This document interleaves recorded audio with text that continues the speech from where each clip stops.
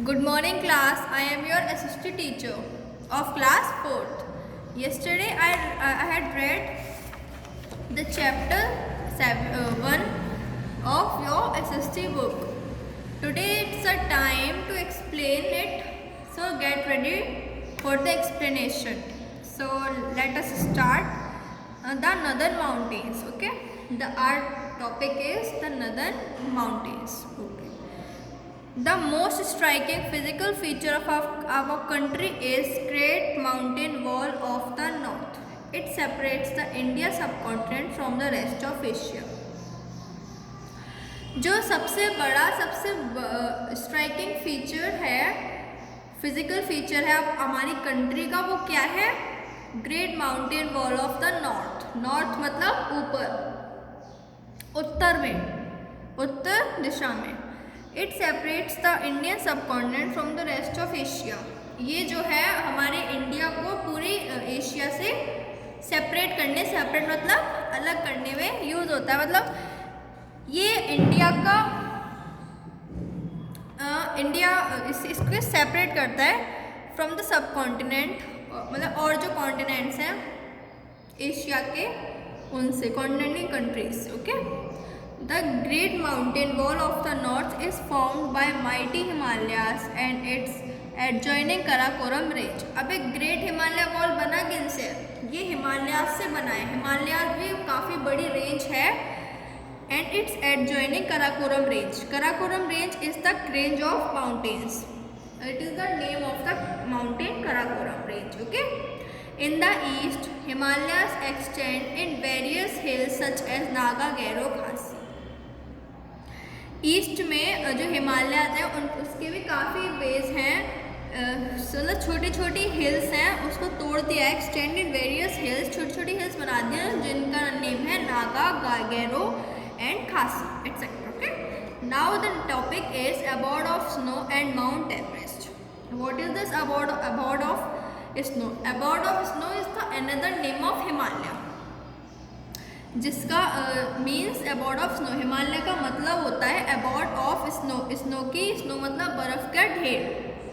And most of the high peaks of Himalayas are always covered with snow. जो हिमालयास की highest peak है वो हमेशा स्नो मतलब बर्फ से ही कवर रहती है. The highest peak of Himalayas is mount Everest.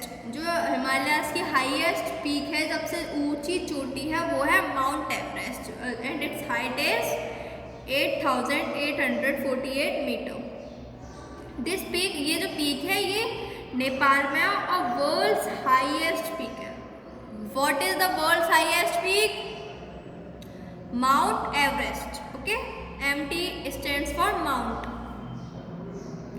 Many adventurous men and women have climbed this peak. बहुत ही लोगों ने, चाहे either it was a man and a woman, they had climbed this peak. It was climbed for the first time by Sherpa Tenzing Norgay of India and Edmund Hillary of New Zealand in 1953. ये सबसे पहले किससे climb हुआ है? शेरपा टेंजिंग नॉर्गे जो कि India की है, and Edmund Hillary of New Zealand. Edmund Hillary कहाँ के? न्यूजीलैंड के. और इन दोनों ने कब करा? 1953 में. Now the next topic is Mount Godwin Austen and Kanchenjunga. These both are also the peaks of the Himalayas. Godwin Austen is the another name of Godwin Austen is K2. So it is the second highest peak. What is the first highest peak? Mount Everest. The second highest peak is K2, which is Mount Godwin Austen, and the third highest peak is Kanchenjunga, which is in Sikkim. Okay. So और आगे हम पढ़ेंगे कि हिमालयास जो है वो काफ़ी 3 parallel ranges में डिवाइडेड है according to their heights. First is Himadri region और the great Himalayas. Second is Himachal range और the middle Himalayas. Third is Shivalik range और द आउटर हिमालयास. ये 3 रेंजेस, पैरेलल रेंजेस हैं हिमालयास की. अब हम इन तीनों रेंजेस के बारे में पढ़ेंगे. Come to the next page, page number 4. This is the map of the northern mountain Himalayas. This is the colored area. These are the Himalayan range. Okay. The Kanchenjunga is situated here, and this is the Nepal. This is whole India. This is the Nepal, and Mount Everest is situated in Nepal. There is the triangle shaped this is Kanchenjunga, and this is Mount Everest. Please see on your book, okay, if you are not able to see. Now first is Himadri or Greater Himalayas. The another name of Himadri is Greater Himalayas. The northernmost range of the Himalayas is called Greater or Upper Himalayas. जो northernmost मतलब जो north में सबसे ऊपर range है हिमालयास की, उन्हें हम क्या कहते हैं, ग्रेटर और upper Himalayas. It is the highest range of the Himalayas. ये सबसे ऊंचाई पे है. It is the highest. Okay. All the highest peaks of Himalayas are found in this region. ये तो है ही सबसे बड़ी, लेकिन इससे अलावा भी जो हाइएस्ट पीक्स हैं वो इसी रीजन मतलब नॉर्थ में ही आते हैं mostly. Okay. Due to extreme cold condition there is hardly any vegetation. वहाँ बहुत ही कोल्ड कंडीशन, स्नो है, बर्फ़ ही बर्फ़ है, तो कोल्ड कंडीशन के कारण वहाँ पे मुश्किल से ही कोई वेजिटेशन होता होगा. Its snow covered peaks give birth to glaciers. अब ग्लेशियर्स क्या होते हैं, snow moving ice. This is the picture of glaciers. These are all the glaciers. Okay. Glaciers is a hard rock which is made up of ice, बर्फ़ की slow moving. और ये जो snow covered peaks हैं किसको जन्म देती हैं, ग्लेशियर्स को, snow moving ice, slow moving ice. Some of these glaciers are the sources of big rivers. कुछ ग्लेशियर्स, अगर ग्लेशियर्स पिघलेंगे तो पानी के फॉर्म में बनेंगे. पानी की फॉर्म में बनेंगे तो उनका क्या होगा, रिवर्स होगी. रिवर्स बनेंगे तो ये एक मेन सोर्स भी है बिग रिवर्स के. As the ice melts in the lower ranges, जैसे कि आइस मेल्ट करती है, if the temperature is high it is change into a fast flowing river. ये किस में चेंज हो जाता है, अगर वो पिघलेगा तो पानी बनेगा, पानी बनेगा, इतने पानी का क्या होगा, तो रिवर ही बन जाएगा. Now second is Himachal. The another name of Himachal is lesser और middle Himalayas. It is the middle range of Himalayas. ये बीच की रेंज है, ना ही हाईएस्ट है, ना ही नदर है, नहीं साउथ है, ये बीच में पड़ती है. There are several beautiful hill station in this range. इस रेंज में काफ़ी ब्यूटीफुल सुंदर हिल स्टेशंस हैं, जैसे Mussoorie, Shimla, Darjeeling, Nainital, Srinagar, Dalhousie, Almora etcetera. These are the names of the hill stations.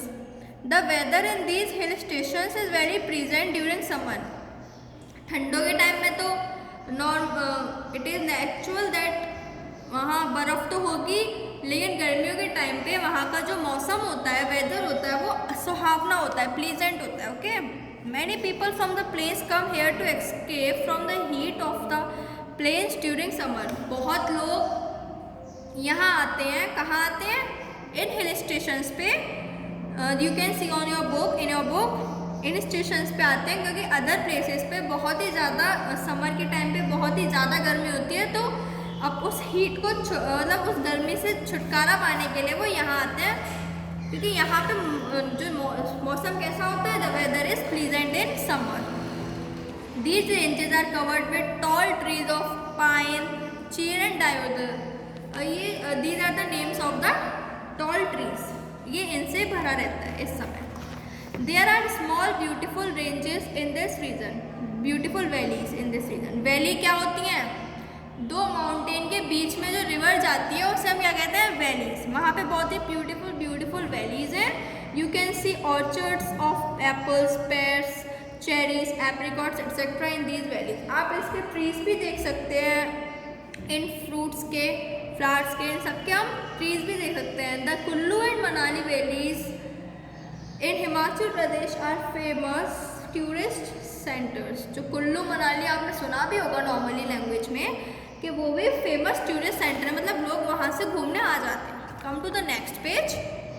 Now the third is Shivalik and the other name of Shivalik is Outer Himalayas. Okay, it is the lowest range of the Himalayas. Lowest मतलब ये सबसे नीचे वाली range है ये जो हिमालयास में होती है. Their region gets more rain and the weather is comparatively warmer. इस रीजन में ज़्यादातर बारिश होती है और जो वेदर होता है वो नॉर्मल हीट मतलब गर्मी होती है वहाँ पे. Soil slopes are covered with thick forest and the home of many wild animals. जो सॉइल स्लोप्स होती हैं वो covered with what? Thick forest. मतलब वहाँ का ये मोस्टली एरिया फॉरेस्ट पे है. You can see in the Shivalik, this is the Shivalik range, is the forest type. Okay, and वहाँ पे काफ़ी वाइल्ड एनिमल्स भी रहते हैं. Outer Himalayas which is lowest range of Himalayas, वहाँ पे वाइल्ड एनिमल्स भी रहते हैं because it was the forest area. जब अब हम फॉरेस्ट वाइल्ड एनिमल्स फॉरेस्ट में नहीं रहेंगे तो कहाँ रहेंगे, right? Okay, Shivalik range of Himalayas is an earthquake prone zone. जो शिवालिक रेंज होती है वहाँ अर्थक्वेक आते रहते हैं. नॉर्मल है वहाँ अर्थक्वेक आने. It means that to the south of Shivalik range lies the Terai regions. अब शिवालिक लेक्स में भी साउथ जो रीजन है वो क्या कहलाता है? Terai region. Most part of it lies in Uttarakhand. और जो टेराई रीजन मतलब जो साउथ पार्ट होता है इनका वो मोस्टली कहाँ है? उत्तराखंड में है. Uttarakhand is a state in north of India. Okay, earlier it was a marshy land with unhealthy climate covered with forest. ये एक मार्शी लैंड है जहाँ with marshy land with unhealthy climate. वहाँ मतलब ज़्यादा अच्छा क्लाइमेट नहीं रहता क्योंकि वहाँ गर्मी और ह्यूमिडिटी मतलब नमी रहती है, वाटर में मॉइस्चर्स वगैरह होते हैं. तो it was completely covered with forest. But लेकिन वो पूरा फॉरेस्ट से कवर्ड है. That area Terai region was fully covered with forest. But now the forest have been clear and many people have settled there.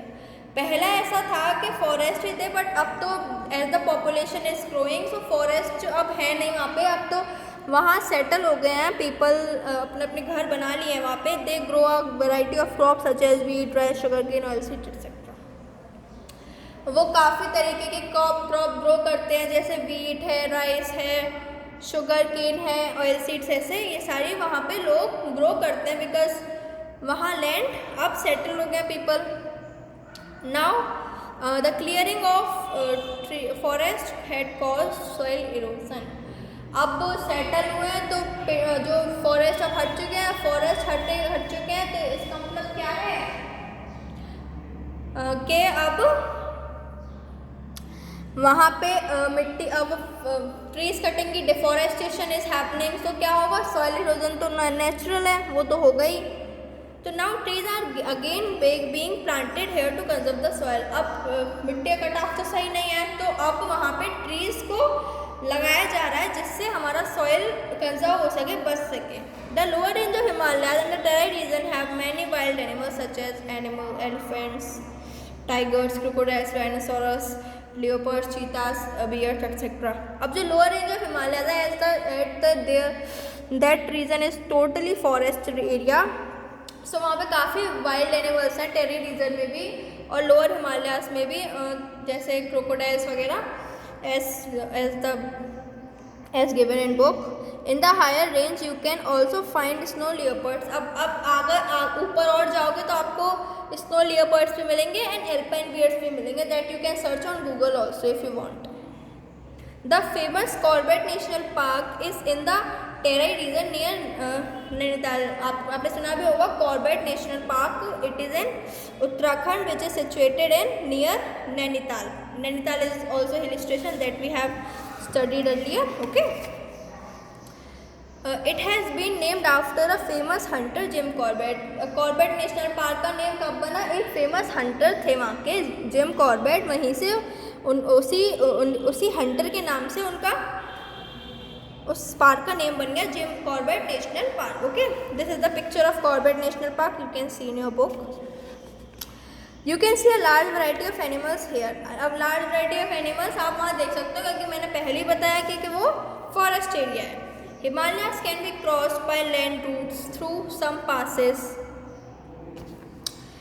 A pass is a narrow way through a mountain. Some of the important passes are, आप हिमालयाज को काफ़ी passes से land route से cross कर सकते हैं, जैसे अब क्रॉस है Nathula in Sikkim, through Nathula in Sikkim you can pass the Himalayas, Bomdila in Arunachal Pradesh, Shipkila in Himachal Pradesh, through these places you can pass the Himalayas through land routes. Now the importance of Himalayas. अब मैं पढ़ तो लिया अब हिमालयाज के बारे में, लेकिन इसकी इम्पोर्टेंस क्या है? So Himalayas and useful in following ways. अब मैं बताती हूँ क्यों। They form a natural wall in the north of our country. वो जैसे अब दूसरे देशों से बचने के लिए हमने बॉर्डर्स बना रखे हैं, बट हिमालयाज तो खुद ही है, नेचुरल नेचर से मिला है हमें, तो वो खुद ही एक दीवार की तरह है नॉर्थ की साइड में, जिससे हमें कोई और कंट्री हार्म ना कर सके। They protect us from the cold winds of the north. अब वो बहुत ही ज़्यादा ऊंचाई पे है, तो जो हवाएं आती होंगी नॉर्थ से, उन ठंडी हवाओं से रोकने में मदद करता है। अब ठंडी हवाएं आएंगी, सर्दी हो जाएगी, बीमार पड़ेंगे लोग। They are the source of several big rivers which provide water for irrigation. अब ग्लेशियर्स, मैंने बताया था ग्लेशियर्स पिघलेंगे तो बहुत बड़ी बड़ी रिवर्स बन चुकी हैं, रिवर्स बनी हैं तो इरीगेशन में यूज़ होगी, डोमेस्टिक यूज़ में यूज़ होगी। The rivers also bring fertile soil. जो रिवर्स है वो सॉइल भी फर्टिलिटी अच्छी बनेंगी and deposit in the place, मतलब वहाँ क्रॉप अच्छी ग्रो होगी अगर if soil is fertile. They help in causing rain in most parts of our country. वो रेन्स में मदद करेंगी, बारिश आएगी तो वो other parts of the country, ठीक है। The forest on it give shelter to many wild animals and provide useful timber. जैसे कि यहाँ पे पूरा ये आउटर हिमालयस पूरे फॉरेस्ट एरिया होगा, तो जो वाइल्ड एनिमल्स को शेल्टर प्रोवाइड करेगा, इट विल प्रोवाइड और हमें भी ह्यूमन, क्योंकि forest is very useful, it is a renewable resource, जो हमें टिम्बर देगा, मेडिसिनल हर्ब्स, मतलब कुछ जैसे नीम वगैरह होती है ना, कुछ दवाइयाँ फॉरेस्ट से मिलती हैं हमें, औषधि in the sense, okay, and many other useful materials. Paper भी इनफैक्ट हमें वहीं से मिलता है, फूड, क्रॉप्स वगैरह, ये सब these are the use of Himalayas. You have to read this recap points. This is the explanation of your chapter. I read it thoroughly at home. Goodbye. Thank you and have a nice day.